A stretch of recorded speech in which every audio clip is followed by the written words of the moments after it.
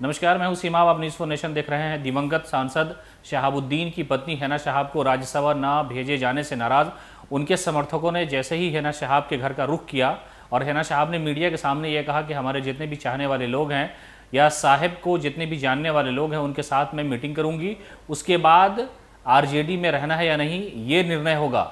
उसके बाद हिना शहाब का जब ये इंटरव्यू सोशल मीडिया पर आया और जब मीडिया चैनलों में उनका इंटरव्यू चलने लगा, उसके बाद सोशल मीडिया पर एक नए तरीके का ट्रेंड चलने लगा। उनके जो चाहने वाले लोग हैं वो लालू यादव और तेजस्वी यादव के खिलाफ भड़क गए और वो लालू यादव को मतलबी बताने लगे, तेजस्वी को भी मतलबी बताते हुए कई ऐसे यूजर्स हैं जिन्होंने शहाबुद्दीन की हिमायत में बातें कहीं और लालू यादव को सियासी धोखेबाज कहा। आइए हम आपको दिखाते हैं कि किस तरह लोगों ने शहाबुद्दीन और हिना शहाब को लेकर के अपनी हमदर्दी जाहिर की है। एक फेसबुक यूज़र ने लिखा कि हिना साहब जी अगर राजद छोड़ती हैं तो 2010 वाला हाल हो जाएगा। बिहार में आरजेडी का ऐसा होना लगभग तय है। यानी वो याद दिला रहे हैं कि 2010 में आरजेडी की जो हालत थी, यानी मुसलमानों ने, अक़लियत के लोगों ने आरजेडी को वोट नहीं दिया था, उसकी वजह से आरजेडी सत्ता में नहीं आ सकी थी और नीतीश कुमार पर लोगों ने यकीन किया, एनडीए को लोगों ने जिताया और आरजेडी का एक तरह से कहा जाए कि सत्ता से काफ़ी दूर रिश्ता हो गया था।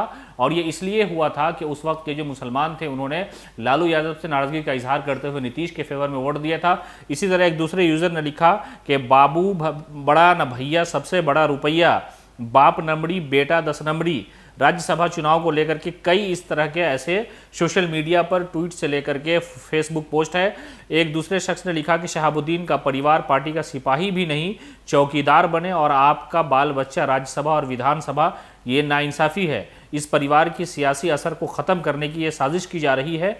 सेल्फ रिस्पेक्ट के लिए हिना शहाब को फैसला ले लेना चाहिए। इसी तरह एक दूसरे शख्स ने लिखा है कि हिना साहब ने कहा कि जो कार्यकर्ताओं का निर्णय होगा वही हमारा निर्णय होगा।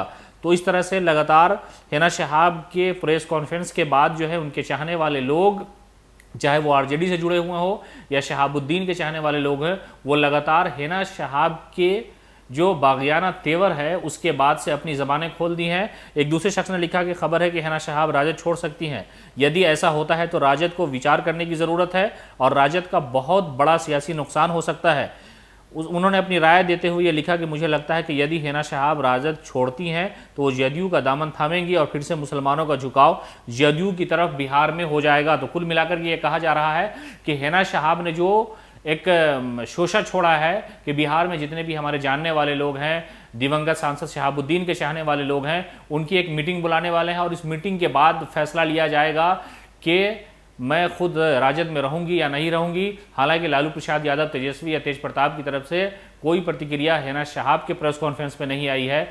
आज ही आरजेडी सुप्रीमो लालू प्रसाद यादव के साथ फैयाज अहमद ने राज्यसभा के लिए मीसा भारती के साथ नॉमिनेशन फाइल किया और उसके बाद ये हंगामा शुरू हो गया।